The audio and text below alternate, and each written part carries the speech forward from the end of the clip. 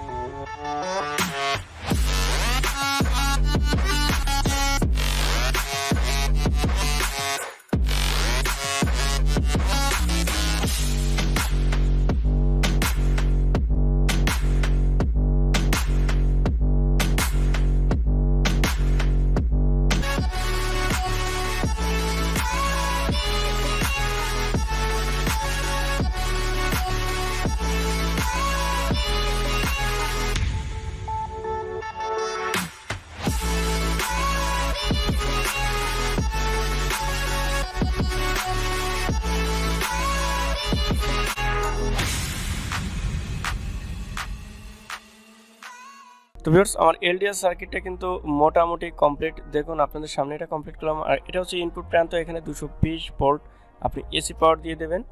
আর দেখুন এটা আমি টেস্ট করতেছি। দেখুন এটা আমি এলডিআর উপর অন্ধকার দিলে কিন্তু আমার এলইডি বাল্বটা জ্বলছে।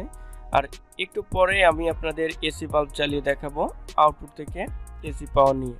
ওকে, আর এটা হচ্ছে ভেরিয়েবল, এটা কিন্তু অ্যাডজাস্ট করে আপনি কিন্তু কম অন্ধকারে এটা জ্বালাতে পারবেন বা বেশি অন্ধকারে সেটা এখান থেকে অ্যাডজাস্ট করতে পারবেন। তো এভাবেই মূলত এটি কাজ করে। তা এখন আমি আপনাদের এসি বাল্ব জ্বালিয়ে দেখাবো। দেখুন এই আউটপুটে আমি এসি বাল্বটা লাগিয়ে দেব।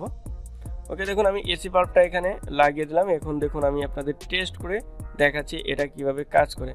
অর্থাৎ এলডিআর উপর অন্ধকার পড়লে, অর্থাৎ রাত হলে যখন এলডিআর উপর অটোমেটিকলি অন্ধকার চলে আসবে তখন কিন্তু বাল্বটা অটোমেটিকলি জ্বলে উঠবে। অর্থাৎ day light bulb circuit LDR এর সাহায্যে এটা আমি করেছি। আপনারা এটা কিন্তু করতে পারবেন।